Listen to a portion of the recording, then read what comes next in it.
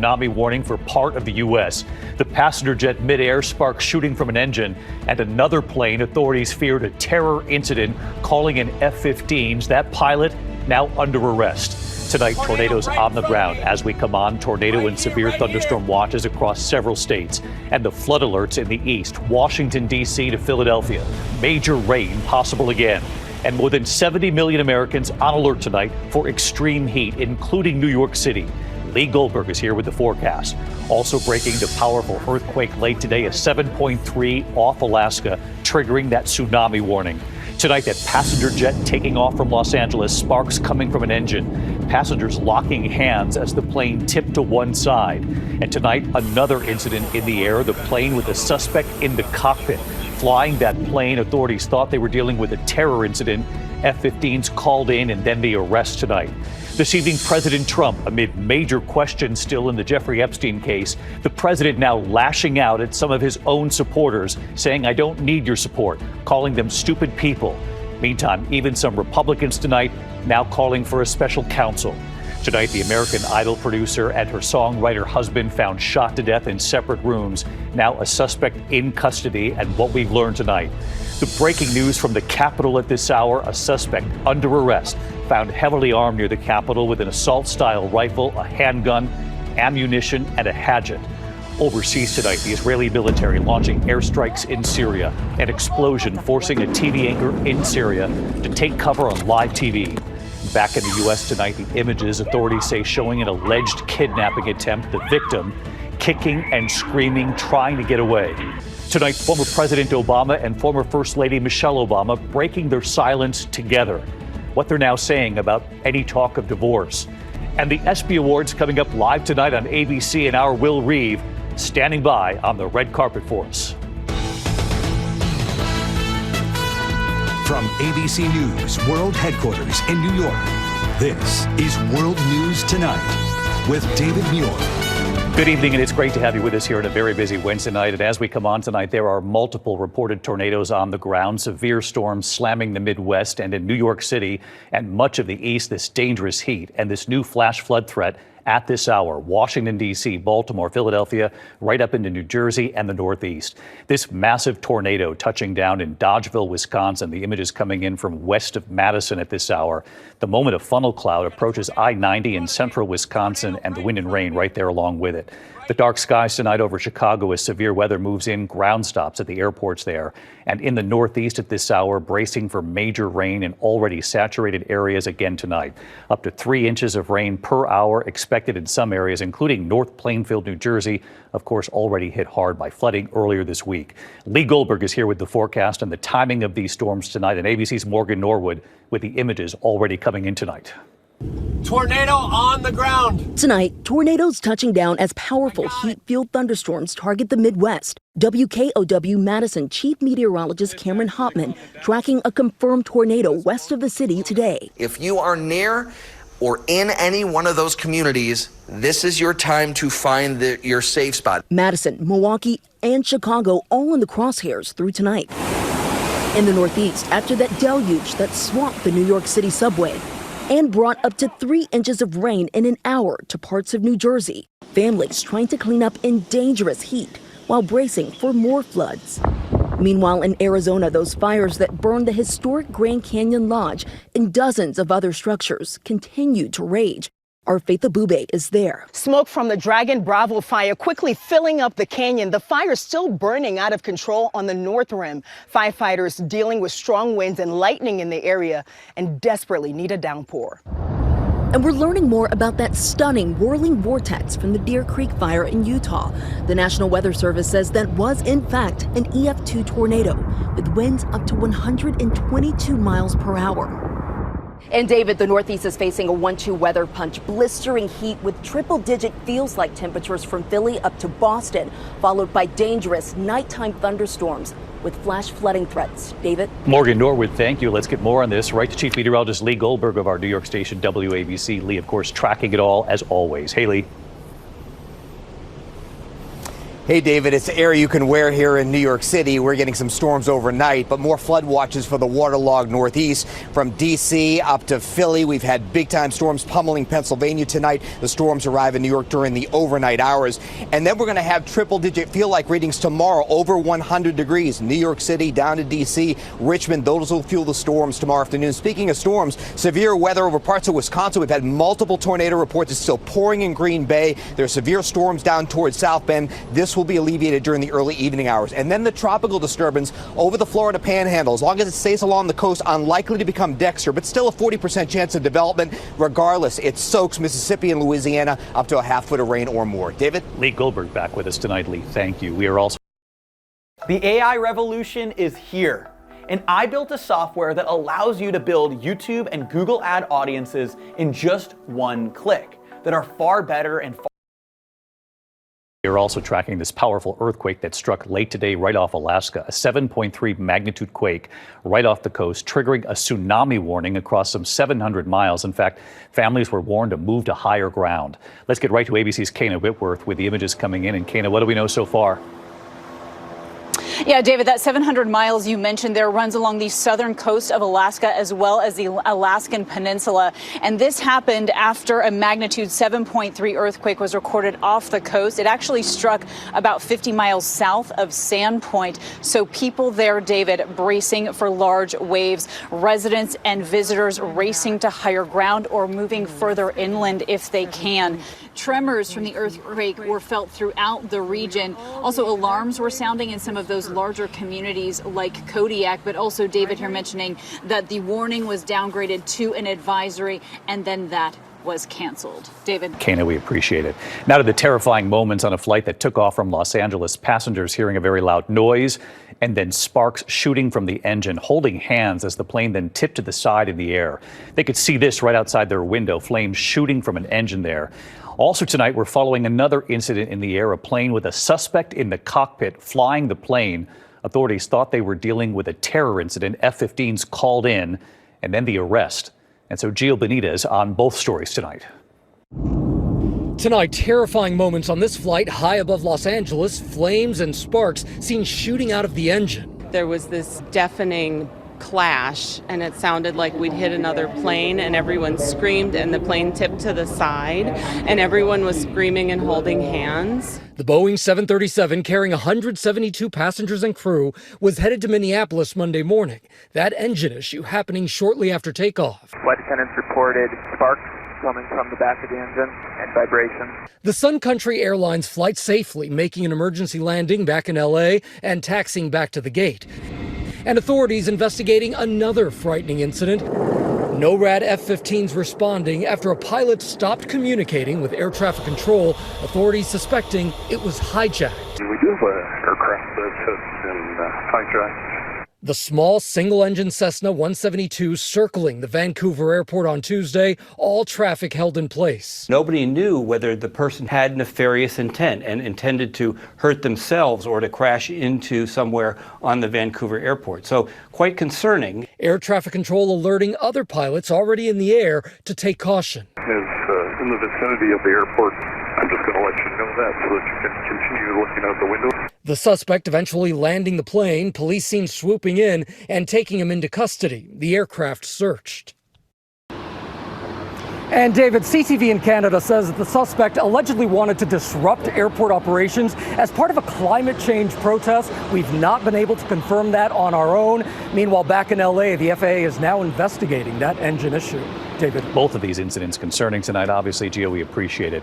There's also late news from the Capitol at this hour. A suspect now under arrest tonight, found heavily armed right near the Capitol. Authorities say the man from Oregon had an assault-style rifle, a handgun, ammunition, and a hatchet.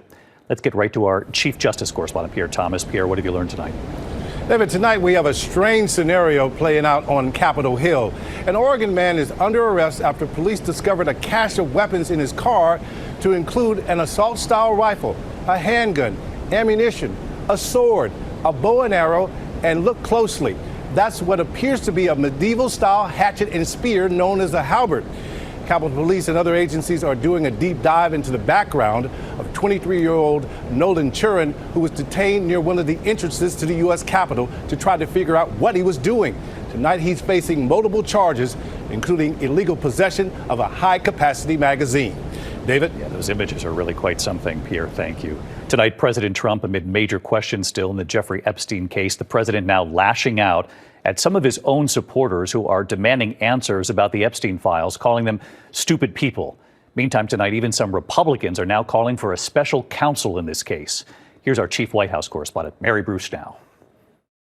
Tonight, President Trump lashing out at some of his own supporters for demanding that the Justice Department release the files from the investigation into sex offender Jeffrey Epstein.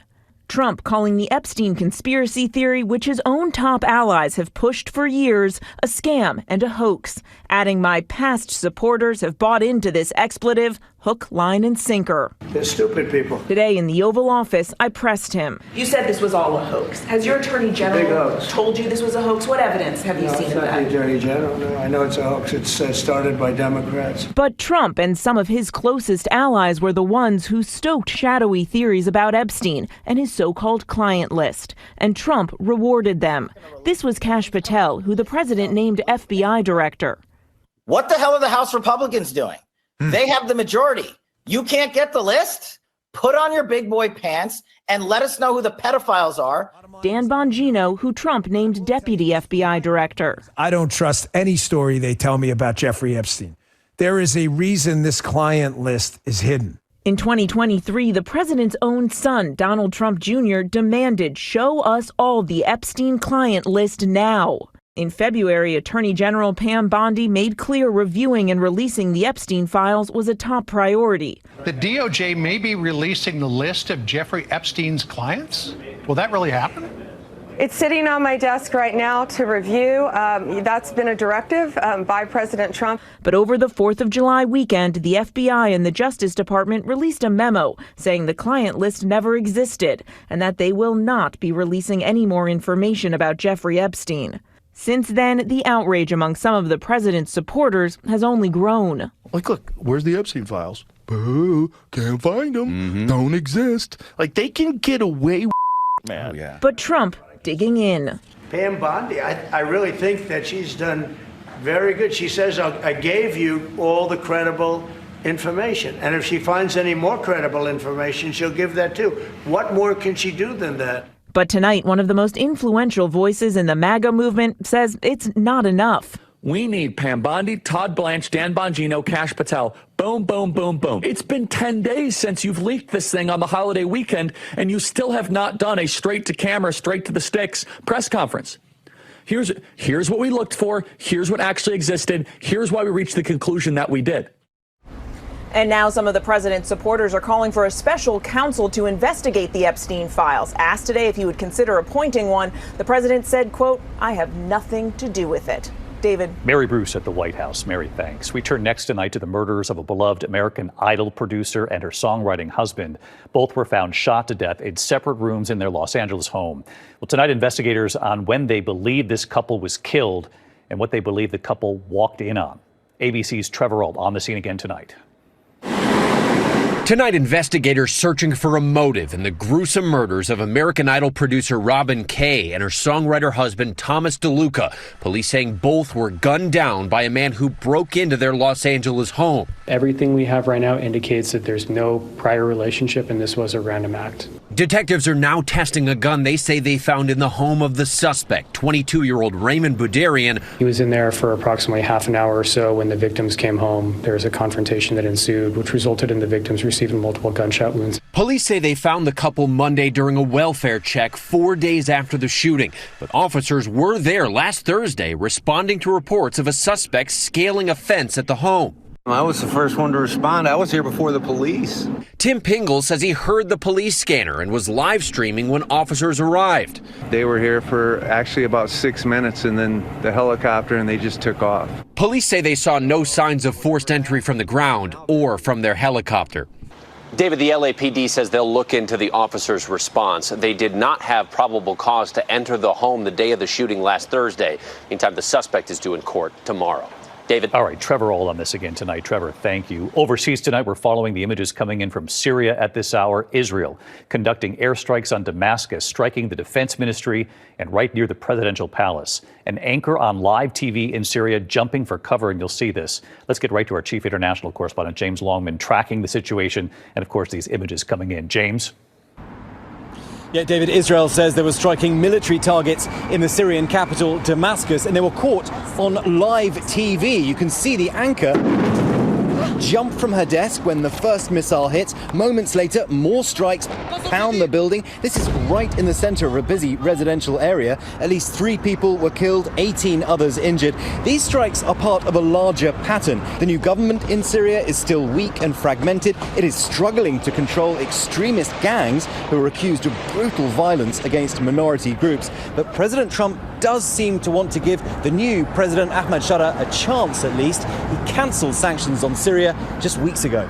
David? James Longman, who has covered Syria for years for us. James, thank you. Back here in the U.S. tonight, the Trump administration has fired 17 immigration judges without cause, according to the union representing them. It comes amid a critical shortage of judges and as ICE continues to ramp up arrests. The union tonight saying there are only 600 judges, while Congress has authorized 800. Critics tonight calling the firings politically motivated. When we come back tonight, the Obamas and this talk of divorce. Next here, former President Obama and former First Lady Michelle Obama breaking their silence together on all this speculation and what they said side by side. You'll see it. And look at this, the alarming images tonight, authorities say, showing an alleged kidnapping attempt. You can see, and of course you can hear the victim kicking and screaming, trying to get away. In a moment here. Tell me if you're feeling this way. The internet that we've all so come to depend on has become one of the most dangerous places you can. Tonight, those alarming images, the attempted kidnapping. Police say newly released video shows the attempted kidnapping in St. Augustine, Florida, south of Jacksonville. You can hear the woman screaming, kicking as a suspect tries to force her into a pickup truck after allegedly robbing a store last month. She did break free. The suspect was arrested. And even though this is difficult to listen to, authorities say she did everything right here, fighting and screaming to attract attention, and that it worked. When we come back here tonight, former President Obama and former First Lady Michelle Obama speaking together about all this talk of divorce. You'll hear what they said here in just a moment. And then the ESPY Awards live here on ABC tonight, so our Will Reeve is standing by for us. Tonight, former President Obama and former First Lady Michelle Obama breaking their silence on all this speculation about their marriage and rumors of divorce. The former president joining his wife and brother-in-law on their podcast, and this is what they said. There hasn't been one moment in our marriage where I thought about quitting my man. And we've had some really hard times, so we have had a lot of fun times, a lot of adventures, and I have become a better person because of the man I'm married to. Okay, don't make me cry now. Right at the beginning of the show. The Obamas married in Chicago in 1992. The former president has often said that Michelle Obama made him stronger. When we come back tonight, the ESPY Awards just moments away right here on ABC, and so Will Reeve standing by with what to look for tonight. Finally tonight here, the ESPY Awards live right here on ABC just a short time from now, celebrating athletes and their achievements and, of course, their strength, both on and off the field. And so our Will Reeve is on the red carpet with what to look for tonight. Tonight, it's the biggest event celebrating the greatest in sports, the ESPYs. What was that? No one's ever done this. The star-studded evening honoring the top athletes and most incredible moments from the past season. 3 letters, MVP. With awards including Best Team, Best Play, and Best Male and Female Athletes as voted on by fans. And tonight, we already know some of the names. Former WNBA legend Diana Taurasi and former soccer star Alex Morgan will each be presented with the Icon Award. Oscar Robertson, the NBA great, will be following in our Robin Roberts' footsteps, winning the Arthur Ashe Award for Courage. And here in Los Angeles, so devastated by and still reeling from those wildfires earlier this year, they'll honor first responders with the Pat Tillman Award for Service. Tonight, all the fan favorites and biggest stars will be right here, cheering on with the rest of us this memorable, record-breaking season. And David, get this astonishing number, $265 million. That's how much money the ESPYs have helped raise for the V Foundation for Cancer Research. That's the charity founded by the late basketball coach Jim Valvano, along with ESPN. All of this fun, this glitz and glamour, it is for a good cause as well. And it all gets going here on the red carpet and in the Dolby Theater in just moments, David. All right, looking dapper, Will. Thanks. Great assignment for you, and we can't wait. The ESPYs air tonight, 8 p.m. Eastern on ABC, ESPN, and ESPN+. I'll see you tomorrow. Good night. David Muir, the most watched newscast in America.